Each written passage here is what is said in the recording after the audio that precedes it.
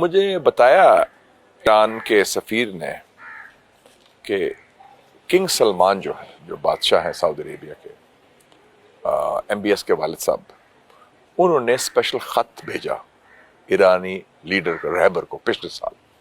اور خط کون لے کے گیا؟ ان کا چھوٹا بیٹا ہے جو MBS کا چھوٹا بھائی ہے، اس کو KBS کہتے ہیں، خالد بن سلمان، جو وزیر دفاع بھی ہے. اور اس خط میں 2-3 باتیں بڑی اہم تھیں. ایک تو انہوں نے، اور ریبر ان کو ملا، ریبر سے 2 لیڈرز کو ملا، ایک پاکستان کی طرف سے جو ہم آئے تھے، ہمارے وزیر اعظم اور فیلڈ مارشل کو، اور پلس KBS کو. اور انہوں نے کہا کہ جی، ایک تو سعودی عربیہ نے کہا کہ ہم حمایت کرتے ہیں کہ ایران کا جو نیوکلیر پروگرام کا مسئلہ ہے وہ سفارتی حل ہونا چاہیے، اور اس کے لیے مذاکرات واحد راستہ ہے امریکہ اور ایران کے درمیان، جو پہلے شاید موقف مختلف تھا.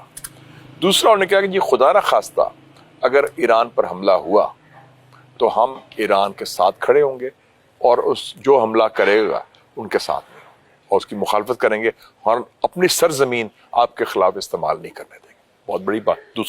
تیسری بات جو بڑی اہم کی، انہوں نے کہا جب تک ایک آزاد فلسطینی ریاست نہیں بنتی، اس کا دارالخلافہ یروشلم ہے جو قبلہ اول ہے ہمارا، وہ نہیں بنتا، ہم اسرائیل کو تسلیم نہیں کریں گے. یعنی کہ جو ابراہیم اکارڈز ہیں اس کا ہم حصہ نہیں بنیں گے. یہ بڑی امپورٹنٹ ڈیولپمنٹ.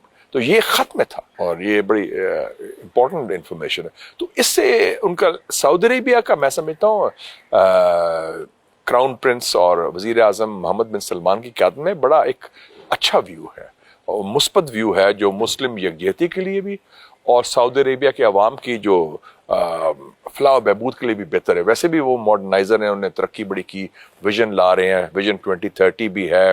پھر 2030 میں وہ ریاض میں ایکسپو ہو رہی ہے، پھر ورلڈ کپ فٹ بال کا بھی ہو رہا ہے. تو یہ سعودی عربیہ کی ایک نئی آئیڈینٹی ایمرج کر رہی ہے.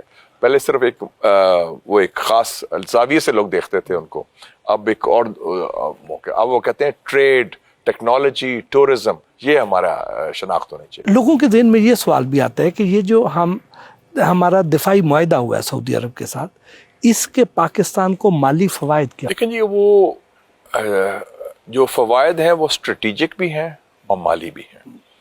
اب مالی فوائد کی تو عکاسی اگر، حالانکہ صرف بنیاد اور صرف پیسے کی بات نہیں ہے، اپنا ایک وقار بھی ہوتا ہے، لیکن پیسہ بھی بڑا امپورٹنٹ ہے ہمارے لیے، تو بہت امپورٹنٹ ہے. آپ دیکھیں نا کہ اس کے بعد 2 معاہدے ہوئے ہیں آپ کے، لیبیا کے ساتھ $4.5 ارب کا، سوڈان کے ساتھ $1.5 ارب کا، تو $6 ارب ہو گیا نا. تو یہ اس کا پیسہ تو پھر سوڈان تو نہیں دے سکتا نا، وہ تو بڑا غریب ملک ہے.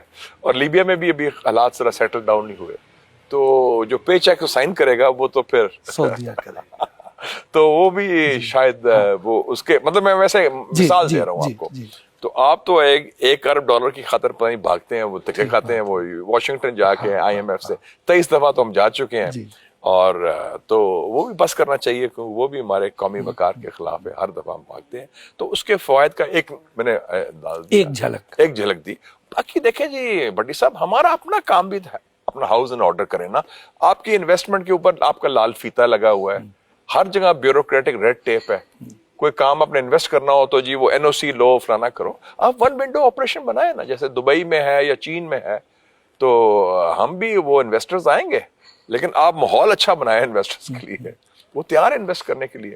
جب MBS آیا تھا 2019 میں، پچھلے دور میں، آپ کو یاد ہے انہوں نے اعلان کیا تھا کہ ہم کو $20 ارب انویسٹ کریں گے، جس میں $10 ارب گوادر میں ایک ریفائنری لگانے کی بات. میں نے بعد میں پوچھا سعودی سے، میں کیا بنا یار وہ 10-20 ارب، کہتے جی ہم تو تیار ہیں. انہوں نے کہا تھا زمین دیں گے، اور دوسرا کہا تھا فیزیبلٹی بیان کریں گے، نہ دونوں نہیں ہوئی. تو وہ نالائکی ہماری ہے، ہماری کوتاہی ہے. تو ہم اپنا کام تو ٹھیک کریں نا. اگر آپ کو کوئی پیسے دے رہا ہے تو وہ کہے گا یار منیمم ریکوائرمنٹ یہ ہے، تو اب اگر وہ پوری نہیں کر سکتے تو پھر کام ہماری اب SIFC جو ہے یہ تو اب خاصی فعال نہیں ہے. میں رزلٹ پر جج کروں گا. ابھی دور میں خبر آئی تھی کہ 2025 میں 43% فورن ڈائریکٹ انویسٹمنٹ کم ہوئی، اور ابھی بھی سب سے زیادہ انویسٹمنٹ چائنا سے ہے، چائنا اور ہانگ کانگ سے ان کا ہائیسٹ نمبر، کچھ $600 ملین پچھلے سال کی بات کر رہے ہیں. اور اس سے پہلے خبر یہ بھی تھی کہ پاکستان کے 12,000 لوگوں نے پچھلے 3 سالوں میں یہ ڈان کی خبر تھی, 20 ارب ڈالر انویسٹ کیے ہیں یونائٹڈ عرب ایمریٹس میں, دبئی میں یا یو اے. تو ہم اپنے لوگوں کو سازگار ماحول دیں نا. کیوں لوگ جائیں گے دبئی, کیوں جا کے وہاں انویسٹ کریں گے یا فلیٹ لیں گے, جو بھی کرنا ہے وہ اپنا حالات ٹھیک نہ کریں. تو SIFC آپ دیکھتے ہیں کیا رزلٹ دیتی ہے. MBS کا دورہ آپ متوقع کیا MBS کا مستقبل قریب میں پاکستان کا دورہ آپ کو دکھائی دیتا ہے؟ ابھی تک کوئی اعلان تو نہیں ہوا اس کا. اب ہماری طرف سے دورے بڑے ہوتے ہیں وہ ہوتے رہتے ہیں, لیکن میرے خیال میں دورے کے علاوہ ہمارے تعلقات بڑے پختہ ہیں. اور جیسے چائنا کا بھی 10 سال میں بھی نیا کوئی دورہ نہیں ہوا, شی جن پنگ کا, صدر کا. وزیر اعظم کے پچھلے سال آئے تھے لی چیانگ, لیکن ہمارے تعلقات میں اس میں کوئی کمی نہیں آئی, گرم جوشی میں بھی اور اس میں پختگی میں بھی, اور وہ قائم و دائم ہے, چاہے چائنا ہو یا چاہے سعودی عربیہ ہو. یہ جو ابھی ہم سن رہے ہیں کہ ترکیہ بھی اس معاہدے میں شامل ہو رہا ہے پاکستان اور سعودیہ والے میں, تو کیا آپ کو یہ ممکن نظر آتا ہے؟ اور اگر یہ ہوگا تو کس قسم کا ہوگا؟ ایگزیکٹلی ویسا ہوگا جیسے ہمارا سعودیہ کے ساتھ ہے کہ ایک ملک پر حملہ دوسرے ملک پر حملہ تصور کیا جائے گا, تو کیا یہی معاہدہ وہاں پر بھی ریپلیکیٹ ہوگا ترکیہ کے ساتھ؟ میرے خیال اس کی شکل کوئی اور ہو سکتی ہے, ممکن ہے. کیا شکل ہو سکتی ہے؟ دفاعی پروڈکشن, ڈیفنس پروڈکشن. لیکن اب پاکستان اور ترکیہ جو ہے یہ بڑے ایڈوانسڈ ہیں دفاعی پیداوار میں. اور بلکہ پچھلے سال میں ترکیہ گیا تھا تو مجھے وہ لے گئے تھے اینکرا, ان کے جو دارالخلافہ ہے, اس کے باہر ایک ہے ٹرکش ایروسپیس انڈسٹریز جو ان کے جہاز بناتے ہیں, اور ایک فائٹر جہاز بنا رہے ہیں بھٹی صاحب, اس کا نام ہے کان, KAAN کان فائٹر, بڑا ماڈل.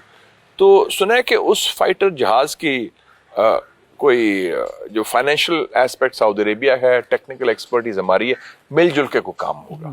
یہ بھی بڑی اچھی بات ہے, دفاعی پیداوار کی بات ہے. پاکستان, ترکیہ, سعودی عربیہ, اور میں سنا ہے انڈونیشیا بھی انٹرسٹڈ ہے اس میں. تو یہ ایک مثال ہو سکتی ہے. تو اس کی شکل ضروری نہیں کہ جو سعودی پاکستان معاہدے کی ہوئی ہے, اس کی اور شکل ہو سکتی ہے دفاعی تعاون کی. اور اگر دفاعی پیداوار ہے جس میں ٹیکنالوجی آپس میں شیئر کریں, یہ تو بہت اچھی بات ہے. کیا بنگلہ دیش کے ساتھ بھی ہمارا ایسا معاہدہ کوئی ہو سکتا ہے؟ دیکھیں جی, اللہ تعالیٰ نے بڑا فضل کیا. میں تو ڈھاکہ رہا ہوں, میں بنگلہ دیش پڑھتا بھی رہا ہوں, ایسٹ پاکستان میں. میرے والد صاحب فوج میں تھے, پوسٹڈ تھے. میں تھوڑی بہت ہی بنگالی بھی بولتا ہوں. کیا مناسم تو بھالو, اپنا نام کی اپنا باری کو ہوتا ہے اس زمانے میں پڑھتے. تو میرے کافی بنگلہ دیش میں دوست بھی ہیں بڑے, ان سے اچھے تعلقات بھی ہیں. تو یہ جو ہندوستان کی ایک پراکسی تھی جی, قابض کی حسینہ فاجد کی حکومت, اس کو عوام نے, بنگلہ دیش کے عوام کو, میں سلام پیش کرتا ہوں کہ اسٹوڈنٹس کو, نوجوانوں کو, انہوں نے اکھاڑ دیا وہاں سے. اور یہ سب سے بڑی شکست ہوئی ہے ہندوستان کی پچھلے 20-25 سالوں میں, سفارتی, سیاسی, ہر لحاظ سے اسٹریٹجک. تو بنگلہ دیش تو دے آر لکنگ کہ پاکستان کے ساتھ قربت اور بڑھائی جائے, اور میرے خیال میں اس کے بہت امکانات ہیں ہر قسم کی تعاون کے. ابھی انشاءاللہ 12 فروری کو بنگلہ دیش میں الیکشن ہو رہا ہے, تو الیکشن کے نتائج کا انتظار کر لیتے ہیں. اور مجھے امید ہے کہ جو بھی الیکشن نتائج ہوں گے وہ پاکستان کے مفادات کے لیے مفید ہوں گے, کیونکہ جو اس وقت پولیٹیکل سین میں لوگ ہیں